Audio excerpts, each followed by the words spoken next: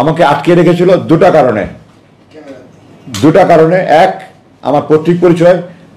তার চেয়ে বড় কারণ, আমার মনে করেন জামাত ইসলামের আরও অনেক নেতার ছেলে আছে, আর কাউকে এইভাবে আটকে রাখেনি। মীর কাসেম আলী সাহেবের ছেলে, সে তার বাবার বিরুদ্ধে মামলার বিরুদ্ধে সে সোচ্চার ছিল ব্যারিস্টার হিসেবে, এটার জন্য তাকে কিন্তু জামাত ইসলাম আরও অন্য কোনো নেতার ছেলে কিন্তু আটকে রাখেনি।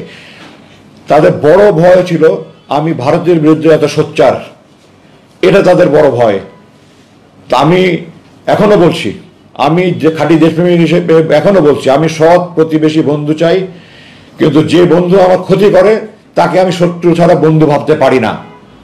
শুধু আমি যতদিন ভারত বন্ধুসুলভ আচরণ করবে আমি তাকে বুকে জড়িয়ে ধরবো, কিন্তু ভারত যদি শত্রুর মতো আলোচনা করে আমি তাকে শত্রুই ভাববো এবং আমি তাকে শত্রুই বলে যাব, এবং এটাই আমার মূল অপরাধ।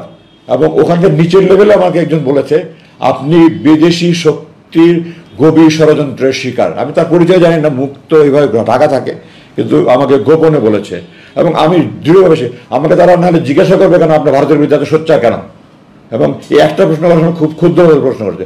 তো আমার কোনো সন্দেহ নাই এটাতে যে আমার মূল অপরাধ আমি ভারতের বিরুদ্ধে সোচ্চার। ডিজাইন, এলিগেন্স, বিউটি, সেরা পণ্য সবার জন্য। জেভিকো।